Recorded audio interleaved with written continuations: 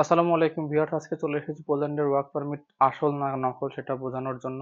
তো এখানে প্রথমত দেখাচ্ছি এই যে সিলটা, এই সিলটা হচ্ছে প্রথম নিদর্শন যদি সেটা অ্যানালগ পারমিট হয়। আর যদি ডিজিটাল পারমিট হয় সেটা হচ্ছে আপনার দেখাবো বারকোড স্ক্যান করে কিভাবে দেখায় সেটাও দেখাবো। তো দেখেন এই সিলটা হচ্ছে অরিজিনাল, এটা হচ্ছে আপনার যদি অ্যানালগ পারমিট হয় অর্থাৎ পুরাতন পারমিট, সিল এবং পাশের সই। আর যদি আপনার ডিজিটাল পারমিট আসে সেটা হচ্ছে আপনার এই বারকোডটা হচ্ছে আসল। এই বারকোডটা আপনি স্ক্যান করলে যাবতীয় ডিটেলস পেয়ে যাবেন, কেন দিয়েছে, কত বেতন, সবকিছু A to Z এই বারকোডটা স্ক্যান করলে আপনি বুঝতে পারবেন। তারপরে আসেন আরেকটু চেনার বিষয় দেখাই দিই। সেটা হচ্ছে আপনার এই যে উপরে দেখেন একটা লোগো দেওয়া আছে।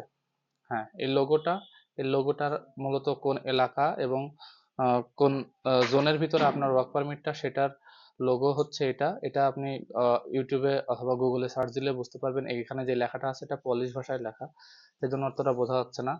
আমি বলতেও পারতেছি না, তবে এটা আপনি ইউটিউবে লিখে যদি সার্চ দেন অথবা গুগলে লিখে সার্চ দেন বিশেষ করে, তাহলে আপনি বুঝতে পারবেন যে আপনার কোন এলাকায় কিংবা কোন স্টেটে পড়ছে। আসলে পোল্যান্ড তো অনেক বড় দেশ।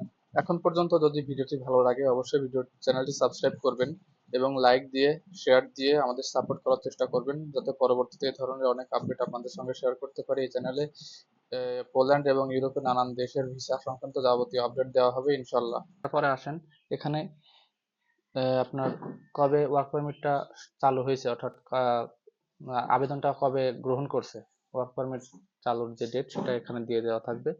এখানে ডেট দেওয়া থাকবে আপনার ওয়ার্ক পারমিট চালুর আহ, দিন দু একদিন আগে পাশে হতে পারে, এটা কোনো সমস্যা নাই। এরপরে আপনার যে এলাকা, এখানে দেখেন এটা আপনার গুগলে ম্যাপে সার্চ দিলে পাবেন।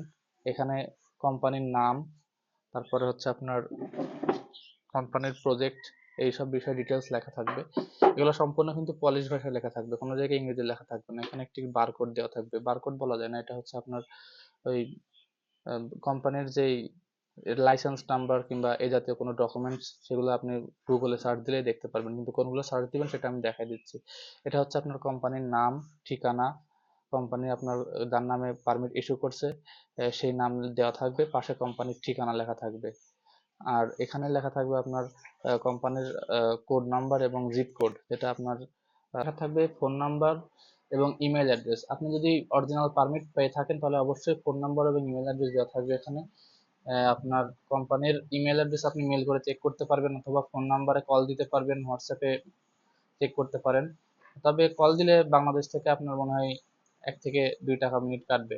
আর এখানে হচ্ছে আপনার বাংলাদেশ লেখাটা কোনো সময় অরিজিনালি যে ইংরেজিতে যে বাংলাদেশ লেখাটা থাকে সেটা থাকবে না, তার জেড থাকবে শেষে।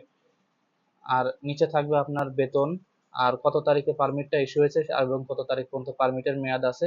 এই দুটো ডিটেলস অবশ্যই লেখা থাকবে, কারণ এগুলো না ছাড়া আপনি বুঝতে পারবেন না কোনোভাবেই যে আপনার পারমিট কত তারিখে ইস্যু হয়েছে এবং কত তারিখ পর্যন্ত মেয়াদ।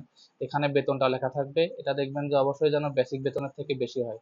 যদি বেশি হয় তাহলে আপনি বুঝতে পারবেন যে এটা অরিজিনাল, কারণ বেতন কাঠামো প্রতিনিয়ত চেঞ্জ হচ্ছে।